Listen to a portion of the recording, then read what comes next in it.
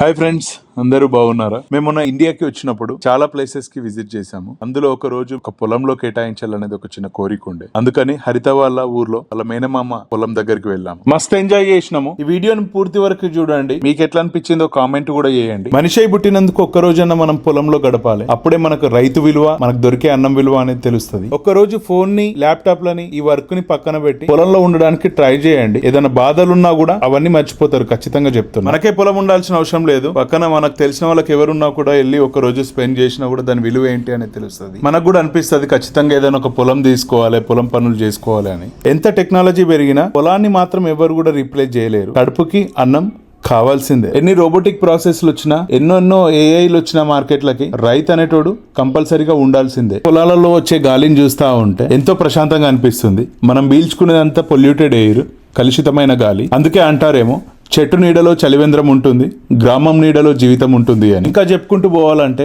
పొలం గురించి, ఊరు గురించి, ఆ వాతావరణం గురించి టైం అస్సలు సరిపోదు. ఇంకా మా విషయానికి వస్తే మేమందరం గుంపుగా పొలం దగ్గరకు అయితే పోయినాము. ఈయననే మా ముఠాకు సంబంధించిన గ్యాంగ్ లీడర్ బద్దం మహేష్, మా హరిత వాళ్ళ మరిది. మేము పోయిన వెంటనే అప్పుడే చెట్టు నుంచి తీసిన కళ్ళు. ఒక్కసారి ఊహించుకోండి, ఆ వేప చెట్టు కింద మంచం వేసుకొని చల్లటి వాతావరణంలో కళ్ళు తాగుకుంటూ మన అనుకున్న వాళ్ళతో మాట్లాడుకుంటూ ఎంజాయ్మెంట్ స్టార్ట్ చేసినాము. అమెరికాలో అయినా మన దేశంలో అయినా ఉన్న మ్యూచువల్ ఫ్రెండ్ శేఖర్ ఇక్కడ నాతో పాటు కళ్ళుకి కంపెనీ ఇస్తున్నాడు. ఒక్కొక్క స్టోరీలు మాట్లాడుకుంటా ఉంటూ మా అత్తమ్మ ఈ షెల్స్ తీసుకుంటూ వీటి గురించి ఒక స్టోరీ అయితే చెప్తుంది. తన చిన్నతనంలో ఈ షెల్స్ ని పౌడర్ లాగా చేసుకొని మొహానికి పూసుకొని ఇట్లా మెరుస్తున్నా కొద్దీ ఎంతో సంతోషపడే వాళ్ళం మేము అని చెప్పుకుంటూ వస్తుంది. మీరు మాత్రం ట్రై చేయకండి ఇంటి దగ్గర. నాకు చిన్న పిల్లలు అంటే ఇష్టము. వాళ్ళని ఎప్పుడు ఏడిపియాలి, వాళ్ళతో ఆడుకోవాలన్న రకంగా అనుకుంటా. ఇప్పుడు కూడా ఖాళీ ఊకంగా బుడదలు ఎత్తేద్దామన్న ఉద్దేశం కొద్ది తీసుకెళ్లి ఆట పట్టిస్తున్నా వాళ్ళు. మా లక్కీగాడు వాని పనులు వాడు చాలు చేసిండు, తీట పనులు.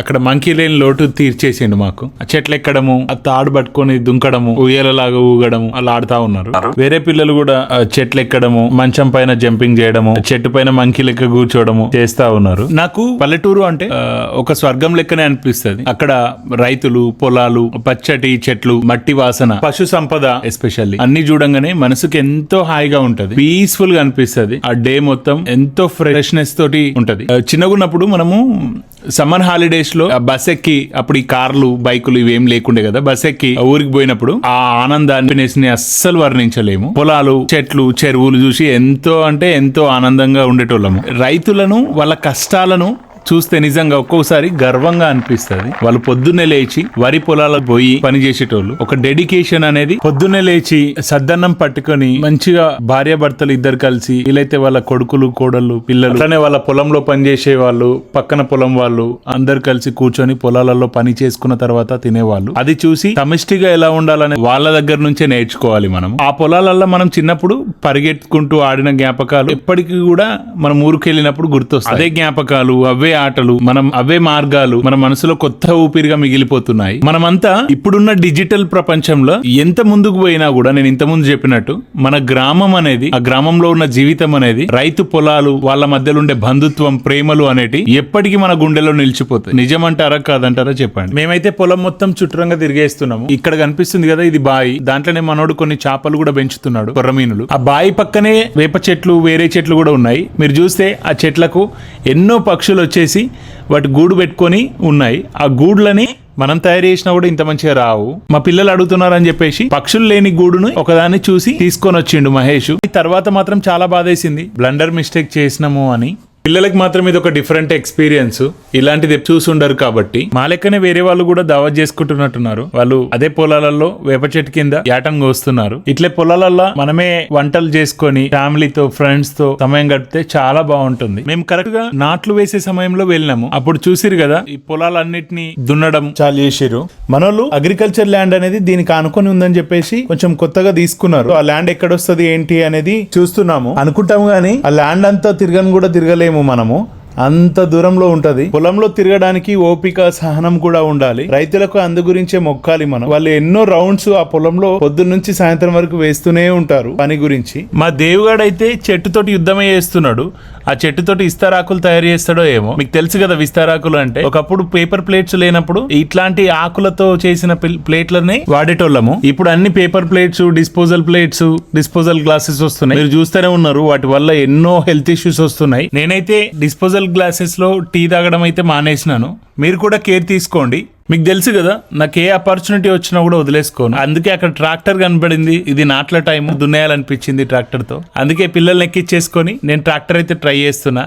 ఇది నాకైతే ఫస్ట్ టైం ట్రాక్టర్ నడపడము, దట్టు పొలాలలో దిగడం ఫస్ట్ టైం. అందుకే కొంచెం స్లోగా పొలాలలోకి దిగి దున్నడం అయితే ట్రై చేశాను. ఒక్కసారి దున్నగానే ఆ కాన్ఫిడెన్సే వేరు. నువ్వు వస్తానంటే నేను వద్దంటానా అనే సినిమాలో సిద్ధార్థ కదా త్రిష గురించి కష్టపడ్డట్టు నాకు నేను మా హరిత గురించి కష్టపడ్డ ఫీలింగ్ అయితే వచ్చింది. ఒక రౌండ్ అయితే వేసేసాము పిల్లల్ని ఎక్కించుకొని. పిల్లలు ఉన్నారు, స్లోగా వెళ్ళాలని చెప్పేసి భయంతో స్లోగా వెళ్ళాను. ఇనిషియల్ గా కొంచెం అలవాటైన తర్వాత చాలా బాగా నడిపించాను. పిల్లల్ని ఎక్కించుకొని ఫస్ట్ టైం నడుపుతున్నారు అనుకున్నారు. వాళ్ళు చాలా బలవంతం చేశారు, మేము వస్తాం అని ఏడ్చారు. నా పక్కన ఎక్స్పీరియన్స్ డ్రైవర్ ఉన్నారు కాబట్టి నేను ఇంకా తీసుకెళ్లడం జరిగింది వాళ్ళని. మీరు చూసి కదా, అది వాటర్ తో నడిచిన నేల అయ్యేసరికి ట్రాక్టర్ మూవ్మెంట్ అనేది సరిగా రావట్లేదు. ఆ బ్రేక్ ఎలా వేయాలి, గేర్స్ ఎలా వేయాలి అనేది కూడా నాకు తెలియదు. ఇప్పుడు కాన్ఫిడెన్స్ తో ఉన్నాం కాబట్టి, ఒక రౌండ్ వేసాను కాబట్టి హరిని ఎక్కించుకొని కూడా ట్రాక్టర్ డ్రైవ్ చేస్తున్నాను.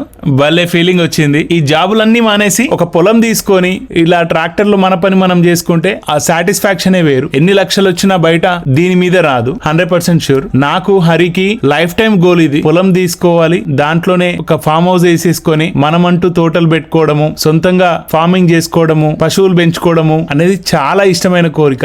ఇది మా మ్యూచువల్ గా ఒక బలమైన కోరిక, దీన్ని సాధించాలి అని. అందు గురించే కొంచెం కష్టపడుతున్నాము. ఇక్కడ మేము దున్నుతున్న కొద్దీ వెనకాలే కొంగలు, పక్షులు వచ్చేసి ఏమన్నా వాటికి కావలసిన ఇన్సెక్ట్స్, వామ్స్ ని గాని చిన్న చిన్న పురుగుల్ని గాని తింటాయని చెప్పేసి ట్రాక్టర్ వెనకాలనే ఫాలో అవుతున్నాయి. భలే అనిపించింది. మేము దున్నుతున్నప్పుడు కింగ్ ఫిషర్ బర్డ్స్ కూడా వచ్చాయి, పాలపిట్టలు. అదే మనకి తెలంగాణలో దసరా టైంలో కంపల్సరీగా పాలపిట్టను చూడాలని చెప్పేసి అంటారు కదా. 2 పాలపిట్టలు వచ్చేసి అవి కూడా చిన్న చిన్న పురుగుల గురించి చూస్తా ఉన్నాయి. భలే అనిపించింది. ఒక పాజిటివ్ వైబ్ క్రియేట్ అయింది మాకు. 2 రౌండ్లు వేసేసి ట్రాక్టర్ దిగుతున్నాము. ట్రాక్టర్ మొత్తం బురదగా అయిపోయింది. ఏ మాటకా మాట చెప్పాలి, డార్లింగ్ ని పక్కన పెట్టుకొని పొలం దున్నుతుంటే ఆ ఫీలే వేరు. నాకు పొలం పనులు చేయడం చాలా ఇష్టము. దట్టు హరిత పక్కకుండగా నేను ఇది ట్రాక్టర్ నడపడము, పొలం దున్నడము ఎంతో అంటే ఎంతో హ్యాపీనెస్ ని క్రియేట్ చేసింది. ఇప్పుడు శేఖర్ వాళ్ళు కూడా ట్రాక్టర్ నడిపారు. అట్లా మడిలో మేం కాసేపు, శేఖర్ వాళ్ళ పేరు కాసేపు మడిలో దున్నుకుంటూ కాలక్షేపం చేశాము. మా హరికి నేచర్ అంటే చాలా ఇష్టము. ఆ నేచర్ ని అంతే నమ్మకంగా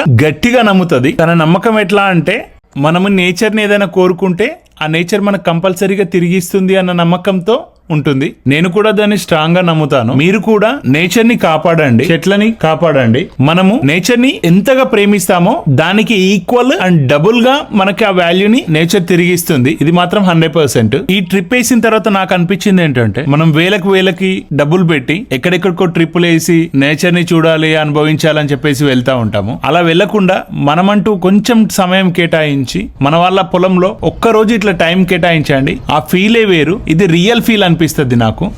ఏ village is the fragrance of soil and a green call of humanity అని తెలుగులో చెప్పాలి అంటే, గ్రామం అంటే నేల సువాసన, మనిషికి ఒక పచ్చదనమైన పిలుపు అనేది అంటారు.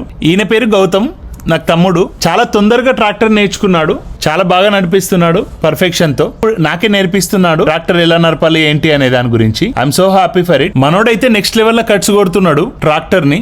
నాకైతే అసలు టర్న్ చేస్తుంటే ట్రాక్టర్ స్టీరింగ్ అనేది తిరగట్లేదు, కానీ అబ్బాయి చాలా బాగా హ్యాండిల్ చేశాడు ట్రాక్టర్ ని. చూశారు కదా, ఇదండి మేము ఊర్లో గడిపిన ఒక రోజు. ఎలా ఉంది, మీకు ఎలా అనిపించింది అనేది మీ కామెంట్ రూపంలో తెలియజేయండి. ఎంజాయ్ చేశారనుకుంటున్నాను. Thank you so much. Wait for the next video. Bye bye.